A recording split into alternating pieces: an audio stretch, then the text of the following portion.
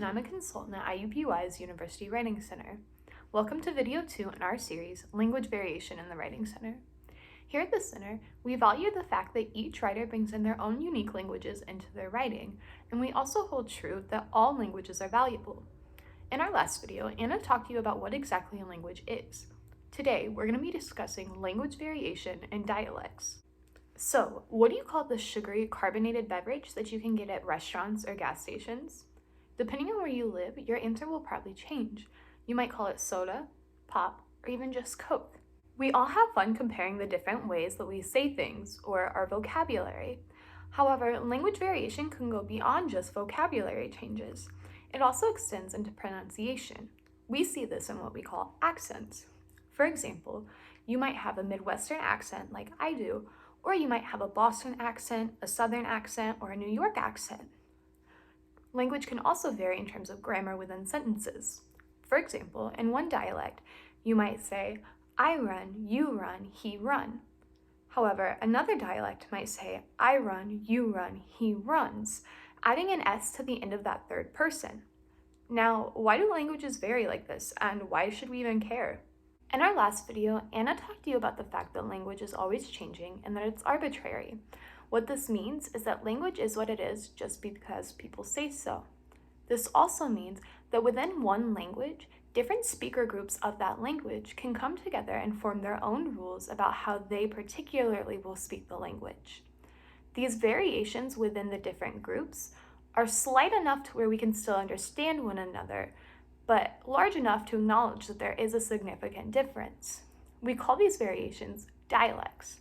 Dialects form from one of two things, whether it's close proximity in terms of geography, or social cultural groups of people coming together. Now, society might view these variations as some of them being right and some of them being wrong. However, this isn't correct. There isn't one dialect of a language that's more right than another. This is because all of these dialects are just variations of one language. They're also each individually rule governed. For instance, in the example we used earlier, I run, you run, he runs, one dialect might add that S on the end of the third person. However, another dialect might just say, I run, you run, he run. These grammar forms are different, but one isn't more correct than another. They're just abiding by their own set of grammar rules. This is true of all variations of English, such as African American Vernacular English, Appalachian English, British English, and more. Like we said, all dialects are just variations of one language. This means that it's impossible to standardize a language because there isn't just one main dialect. Instead, all of the different variations of that language are equally valuable. However, this isn't how society tends to view language. There are often stigmas placed upon people who speak certain dialects. However, this more so has to do with the prejudice placed on that speaker group than it does the dialect itself. In the next video, Anna will break down what exactly language prejudice is, but for now, it's just important to know that all dialects hold the same value. The way I speak isn't any better or any more right than the way you speak, and vice versa. Here at the Writing Center, we recognize that there's a wide amount of language diversity across our campus. We encourage each writer to bring in their own unique language and dialects into their writing, and we also support language diversity and variation across our center and campus.